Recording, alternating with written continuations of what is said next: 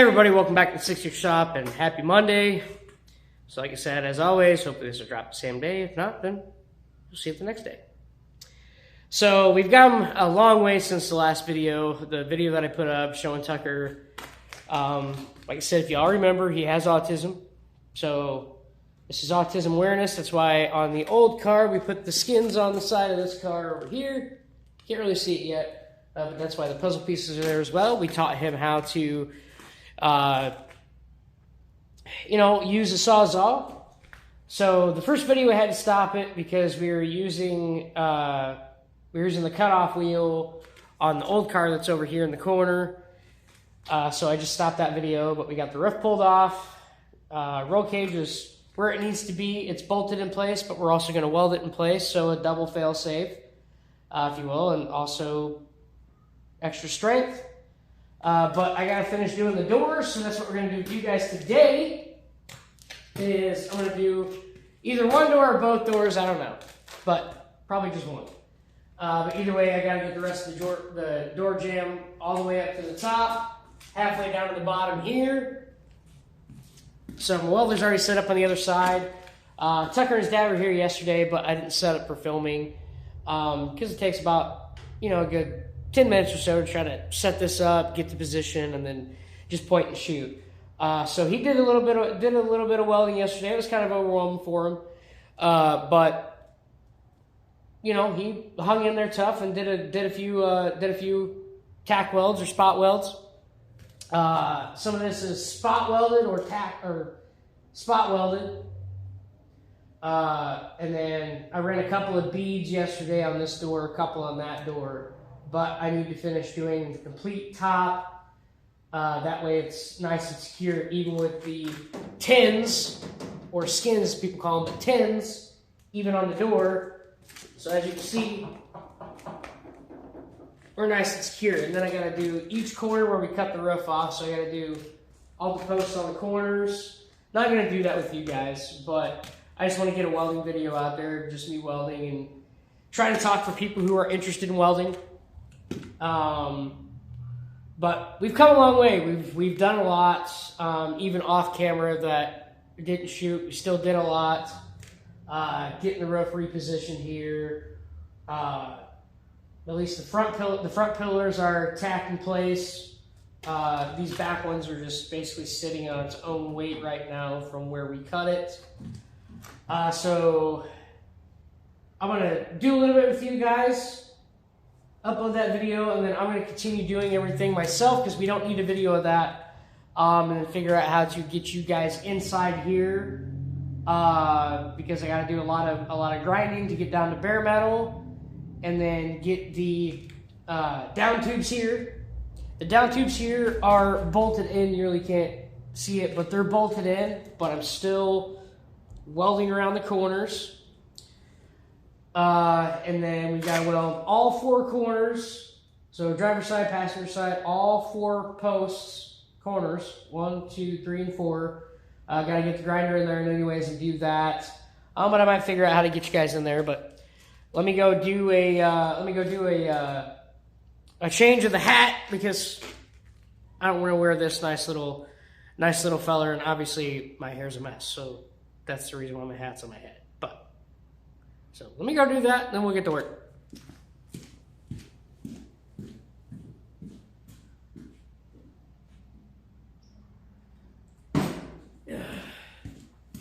Like I said, I'm gonna walk by you guys. My hair is an absolute mess. That's why I love to wear hats. But sometimes hats just get in the way. You guys have always seen my Jake's hat, but we'll put the old banner on here.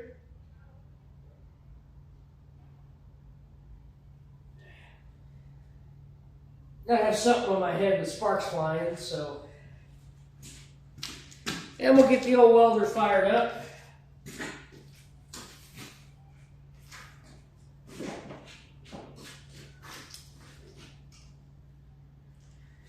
Let this spool up a minute here. Get going.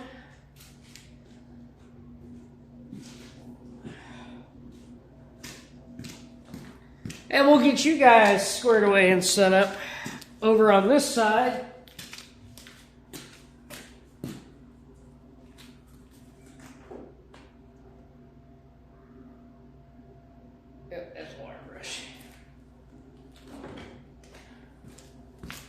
get this going. We'll get you guys over here. Get myself set up here.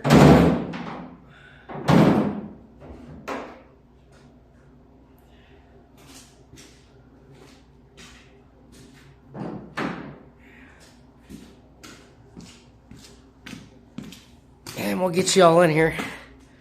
Get the danner on the head to help protect my noggin. Using the cutter cutting through some metal the other day, and decided to take my hat off my head, and that was a bad idea because I got a little spark action back here. Spark action back here on the head. Yeah, it's quite entertaining. So the biggest thing is when you go to grind your metal, so metal to metal contact, your biggest thing, now I did wipe this down, but that doesn't mean anything. So your biggest thing is, I wouldn't recommend using, like WD-40 or something to clean this. Basically when I cleaned the ones off over here yesterday and here before we started welding, is just basically glass cleaner.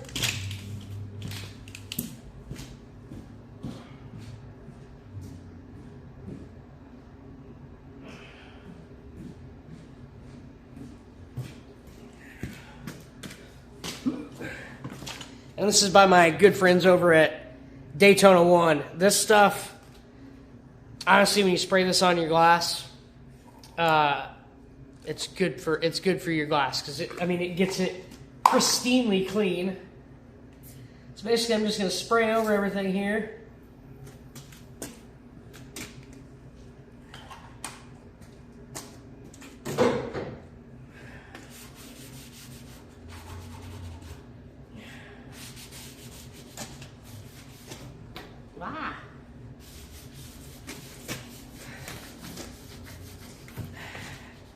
Get everything all the paint and everything that's flying around. Make sure my metal to metal surface is nice and clean.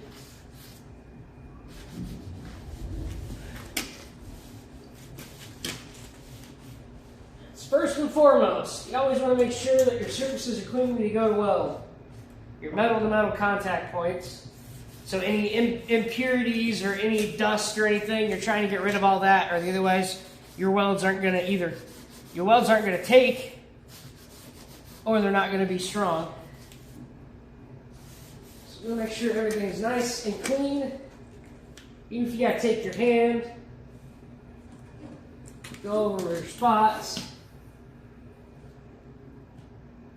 Take a peek, take a gander, hook your peepers on it.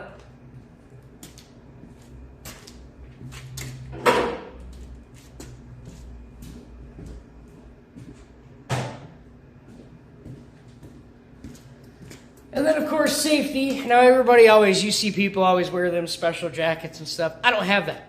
And normally when I weld in the summertime, I'm welding in a cutoff t-shirt. And with all this flying back at you, you do have potentials to put holes in your clothes. So don't wear nice shirts. Mostly all my work shirts, especially when you see me in the summertime, they're wholly about right in here.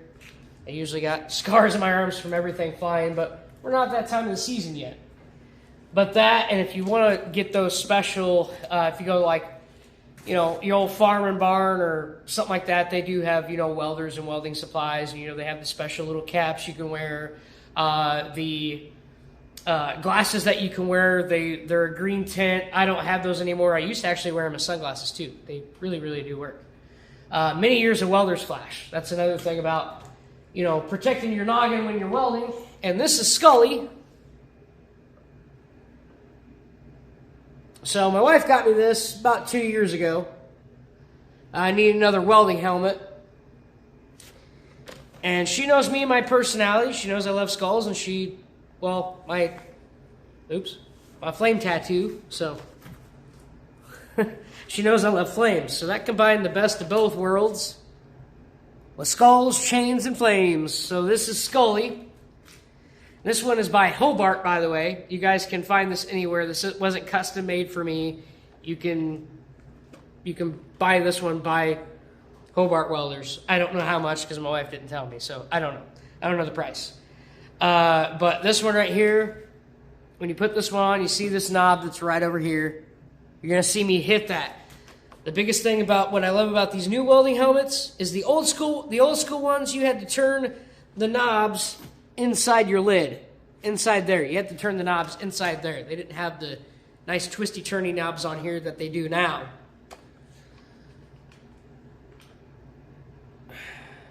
So the biggest thing is making sure this fits your head. Making sure that you can go like this. You know, keep it up or go like this. Most guys, you know, you go like this instead of guys pulling them down. But the other biggest thing is always look into your light. Wherever your light source is at, look into your light. You're going to make sure that this activates the flip on so it goes dark to light. And set your sensitivity and set your delay and your sensitivity level. Mine's on medium instead of low because I have had many years of welder's flash and it really sucks. So my eyes are very, very sensitive now. I wear polarized sunglasses. I wear night glasses for nighttime too because my eyes just many years of many different occasions of welder's flash. You know, like I said, those old school helmets, they didn't have this nice technology. You literally had to reach in, turn the knob, then you had to go like this and see if it was working, or make a quick little zip to see if it was working. Now these, you definitely know when you can start welding. Like I said, all you do is you just look at your light source, bam, all of a sudden it goes dark to light. So you know that this is going to work. Like I said, set your delay and sensitivity levels. Most new helmets, they're built just like this, delay and sensitivity levels. So it's all about preference. Another thing it's about preference, I'm going to try to get my knobs going here so they don't fall down on me. Another thing that's about preference when it comes to welding, yeah, I want to make sure I turn that on. Talking to you guys. So another thing about welding is normally it's like writing with a pen. So normally, you know, you write with a pen pretty much, I don't know, 30 degrees, 45 degrees. I don't know what degree you hold your arm at, but basically it's the same thing about holding this little feller here.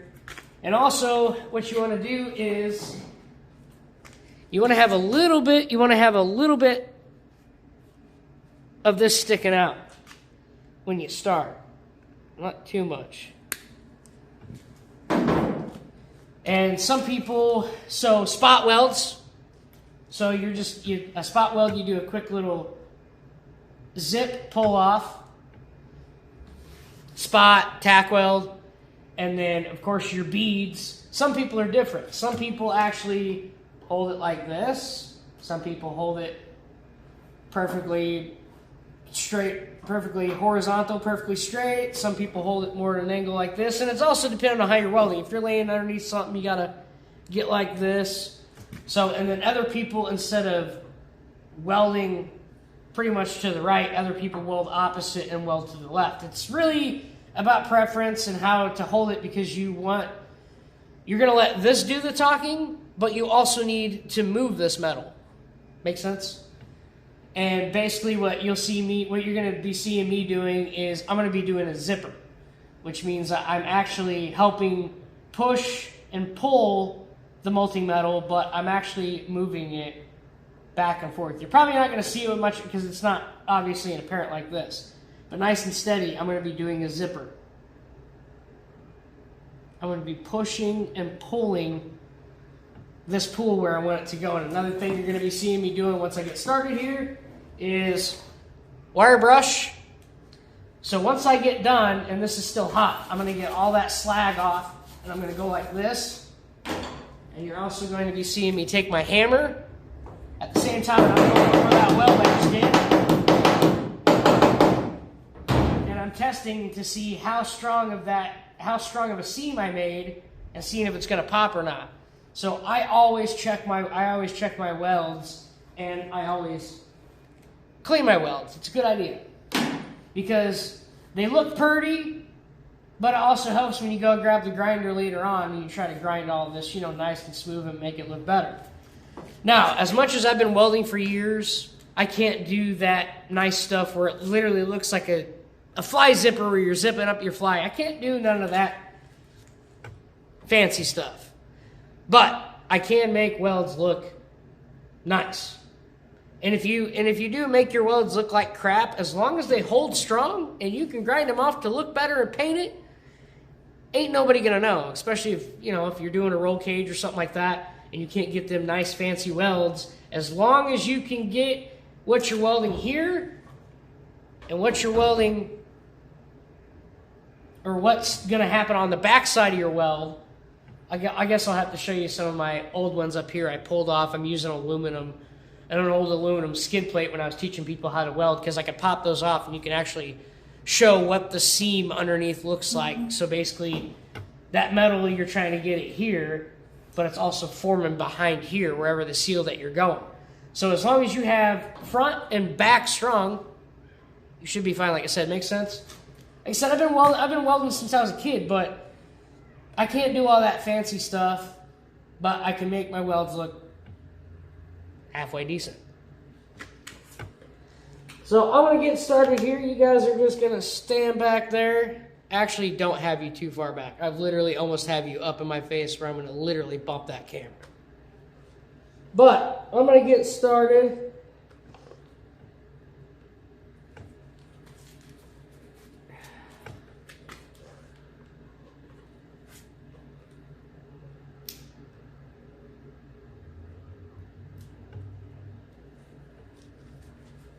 Okay. Now the hardest part's not having a bay door open because, like I said, remember my lights went down. So as soon as you turn these on, if you don't have like other natural light coming in, it's so hard to see your weld. So I gotta literally be like, okay, I'm here, there. It's a little too cold yet to open my bay door. But I really honestly might have to and just freeze, because I don't want my welds looking like shit. Honestly.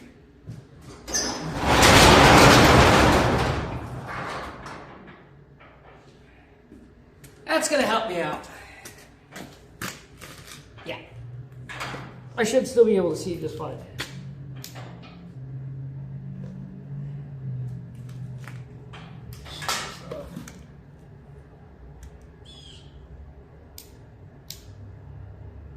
Yep, we're good.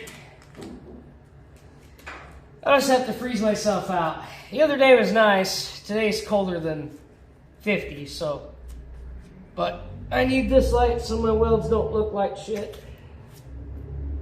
Said double check your mask, do your test. Make sure that you're perfectly grounded.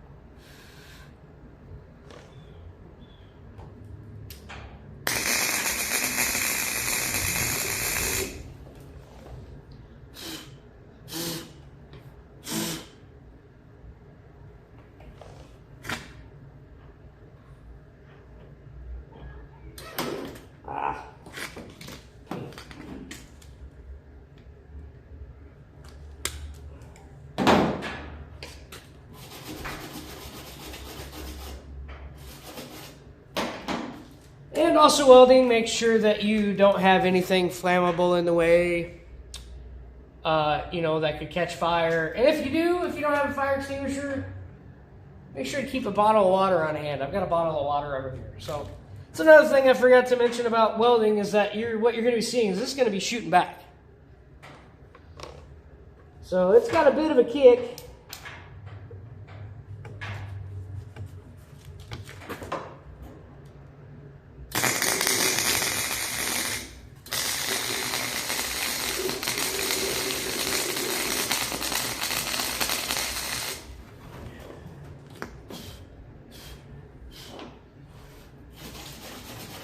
Take my wire brush.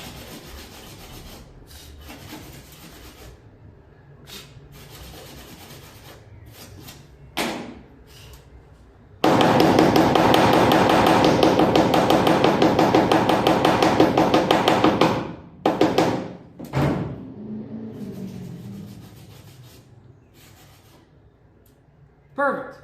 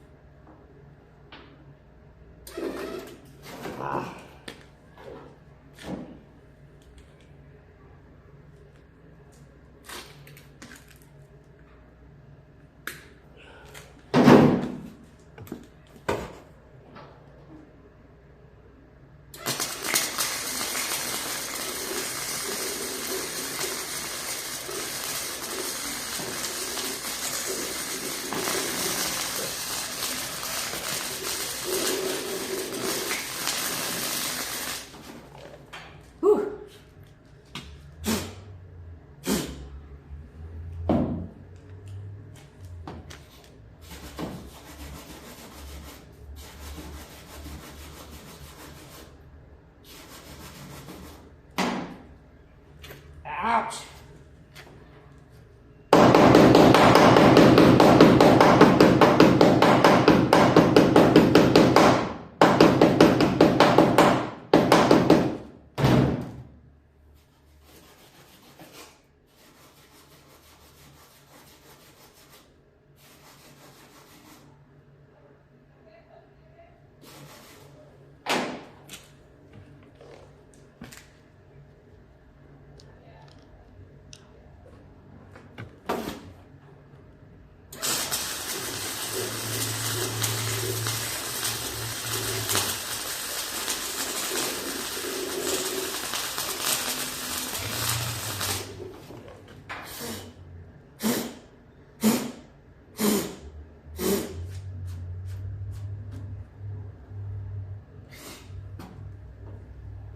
I like it hot, hot, hot.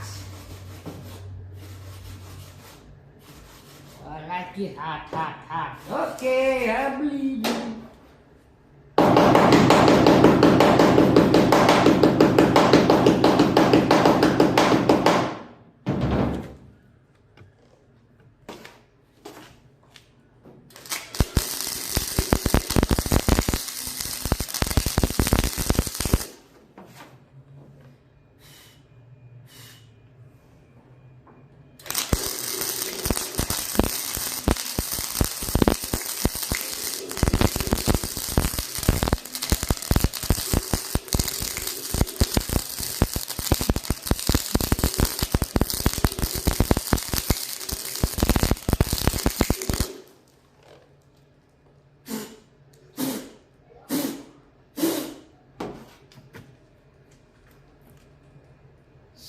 Okay.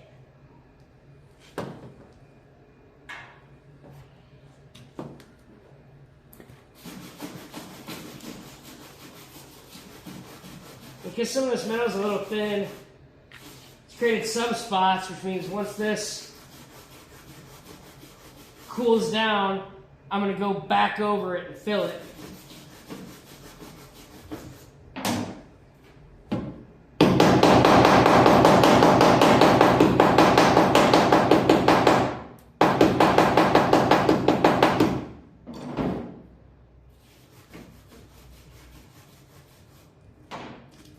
I'm just going to do this little section and then we'll call the video gigs. We're already at 25 minutes, so I don't think you want to watch me do this for X amount of minutes. Like I said, I don't have a GoPro where I can fast forward and make myself look fast, but I think you're going to get the gist of it. Then we'll get you in here and show you. We'll finish this little section about right up in here. Then do the rest of this by myself so I can get my music going again and start jamming out.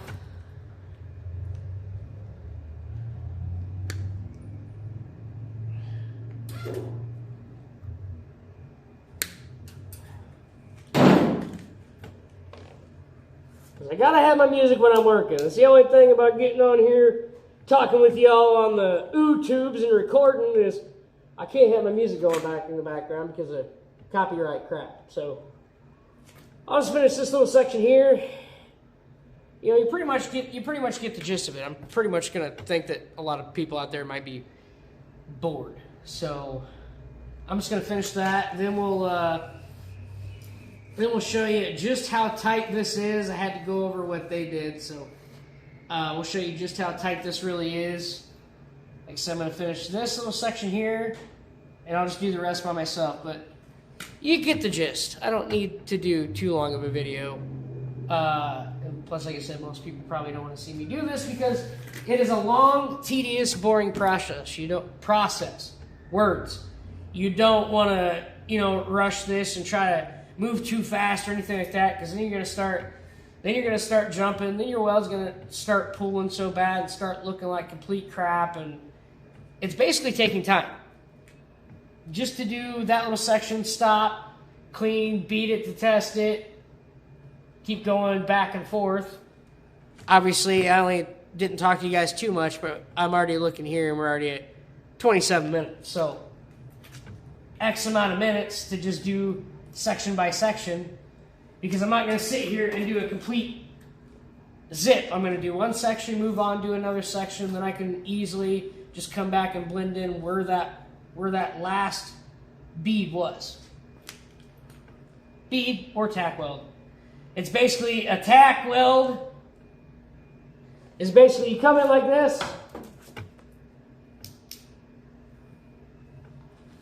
A tack weld, you just come in and you go,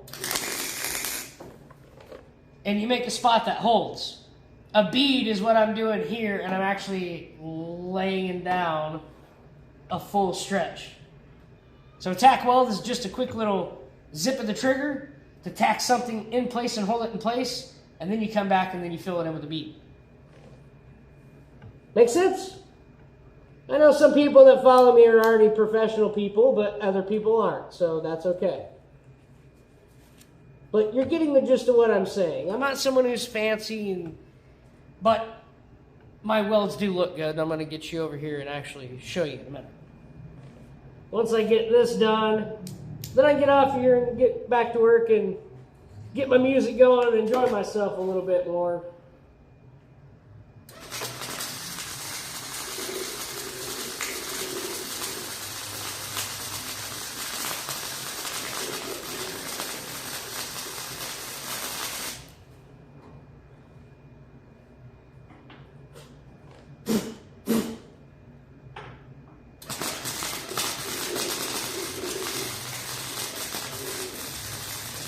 See, you can hear I wasn't right on it.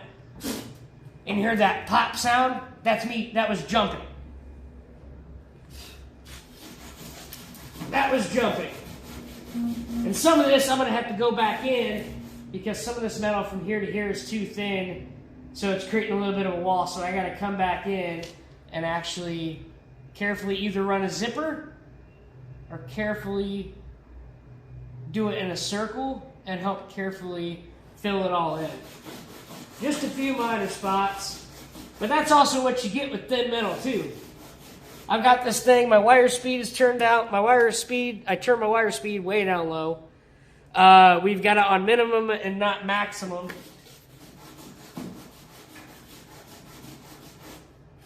And plus that's what you want with thinner metal anyways, like this. And we're also doing something to a stock car that was never meant to be done anyway. So really, in all reality, that's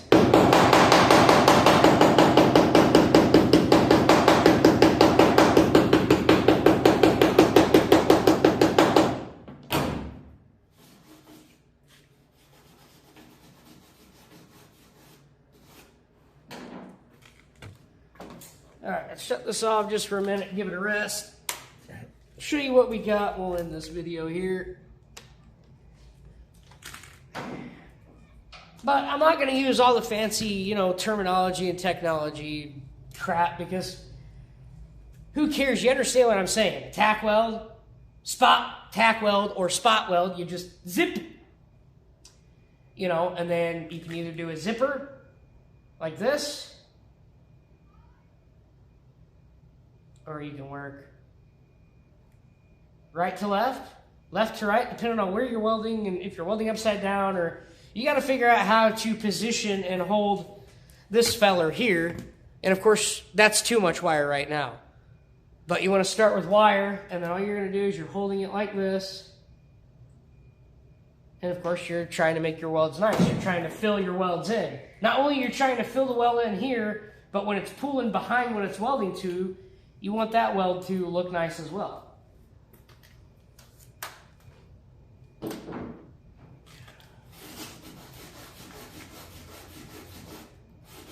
Clean these up.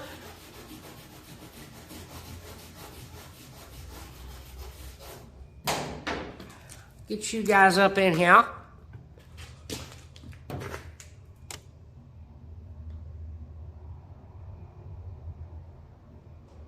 It really looks like crap, but it really looks like crap in the here, but it actually doesn't.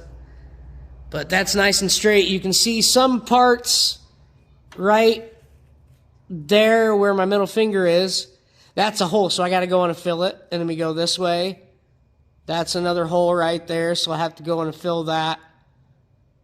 But back up underneath there, that's nice and strong. It's nice and durable. Obviously, you can't see it because of the roof. But the roof and the doors are together. Then when I go to take my grinder and grind all of this when I'm done, it's actually going to look way better, way smoother, and I'll show that process when I get to that point. And once I take my grinder, that isn't going to look horrible. That is going to look nice and smooth, and it's going to look good after it's painted too. So there you go in a nutshell. It'll come down here where we're... Oh no, I gotta walk back around the other way. I'll show you, we were trying to teach young Tucker yesterday how to weld. So as you can see, this is a nice seam here. Whoop, nice and thick. That's where his dad was welding, was right here. That's mine. And then right here, did a small little tack weld. This is where we were trying to teach Tucker how to weld right here. See how he was jumping? Because he was nervous, but that's okay. He was learning. He got one good little bead. Yeah, he got one good little bead. Right where my finger's at. Right there at my camera focus. He got a nice little bead right there after jumping. And of course, this is where I was starting over here. Holding this in place. You can see that metal is so thin that I keep trying to fill it in. But then this is a nice weld right here. Right? This little section right here was by me. Right there. Nice and cleaned up. I really can't show how good it is, but it's actually a pretty good weld. But you guys get the idea. So I'm going to get off here. It's already 34 minutes. So this is going to be like one of my other longest videos. Get this done, move this door. Then we got to get in here and get to the roll cage. But that just helps paint a picture, you know? It's not rocket science, but it's just taking your time, definitely controlling your breathing while you're holding that in your hand, because if your breathing's too strong, you know, your hands aren't going to be steady, so you just want to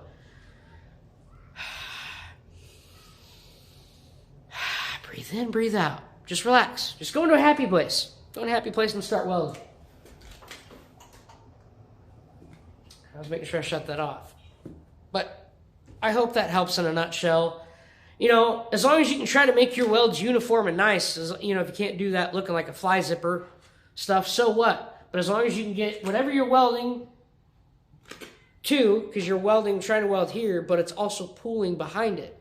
So you can try to get your welds nice and secure, but also once you take a grinder to it, if they're not so bad and squiggly, no one's ever gonna know. As soon as you clean them up a little bit and flatten them out, no one's ever gonna know. Just take your time, as long as you don't make them look like complete crap. But also, like I said, because I'm always taking my hammer, once that's still a little hot on the front, I'm beating it. And then I'm also grabbing and I'm pulling and I'm testing. I'm testing to see how strong my welds are to see if they're not going to break. Also, that's what I'm testing too.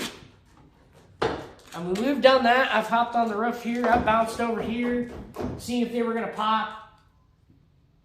So far, so good. There you go in a nutshell, guys. But I love you guys. Thank you all so much for the support. Just stay tuned here on the YouTubes. Head over to Instagram. I always post photos too, or Facebook, or TikTok. I did start a Patreon page, so I'm trying to get the rest of that stuff done for the shop too. So I did start a shop Patreon page, and of course, 66 Salvage Restoration Speed Shop. But I love you guys. Thank you all so much for your love and support, all your likes, all your comments. You guys are keeping me pumped up about that. And of course, show Clark Boys Racing some love and support on Facebook at Clark Boys Racing, or Instagram too as well. And find their shop merch, because it helps support their race car and race gas and tires and everything they need to race and compete.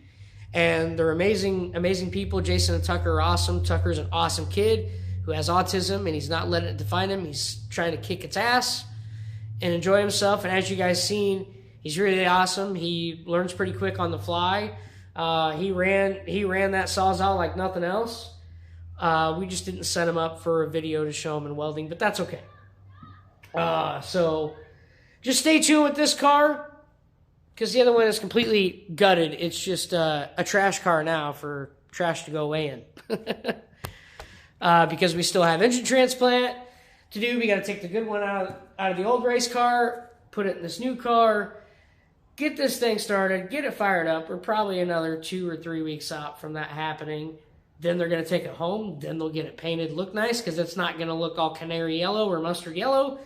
It is going to be gray. The whole inside's going to be red. The roll bar is even going to be red. So it'll look even better by the time after it leaves here.